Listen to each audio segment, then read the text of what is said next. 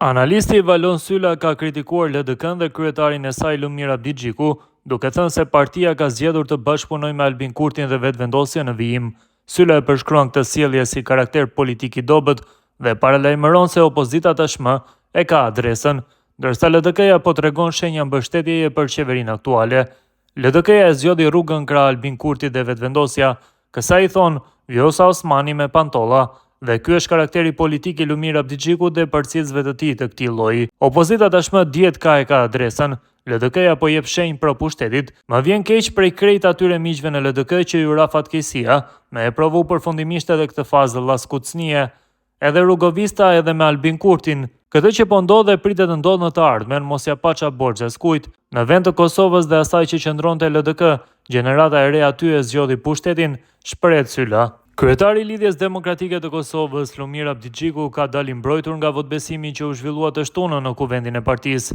Profesori Enver Bytyçi e kritikon dorëheqjen e Lumir Abdigjiku duke thënë se ishte një lojë politike për të rikonfirmuar veten në krye të LDK-s, duke manipuluar delegatët dhe duke tallur antarësinë, dhe ai e lidh këtë me servilizmin e tij ndaj liderëve rajonal si Edi Rama.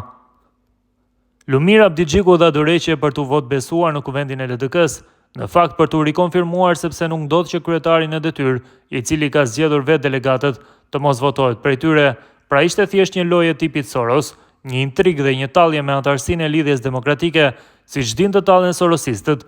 Shihni përparimin e Lumirin se si servilosën krye sorosistit të Ballkanit me emrin Edi Rama dhe do ta kuptoni se sa mashtrues janë ata, thot ai. Sipas tij, kuvendi i LDK-s është vetëm fillimi i përplasjes mes rrugovistëve dhe mbështetësve të Ramës, duke kritikuar liderët aktual si të dobët dhe të manipulueshëm, por beson se rrugovistët do ta mbrojnë filozofinë nacionale të Ibrahim Rrugovës në LDK.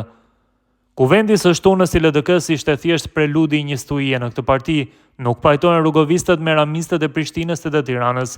Po të ishte Rrugova, do t'i detyronte këta mashtrues të iknin nga dritarja, siç ka ndodhur me të tjerë, të cilëve nuk u ka thënë asnjë fjalë, por thjesht me eshtjen e tij i ka detyruar të ikin në përfryngjë. Megjithatë LDK-ja nuk ka më Rrugov, prandaj luajnë si qingjat në livadë, këta djemtë e Sorosit në Lidhjen Demokratike të Kosovës, por LDK-ja ka rrugovist, të cilët të marrin gjak në vetull dhe nuk lejojnë përçudnimin e filozofisë nacionale të Ibrahim Rrugovës, përfundon Enver Bytyçi analizën e tij.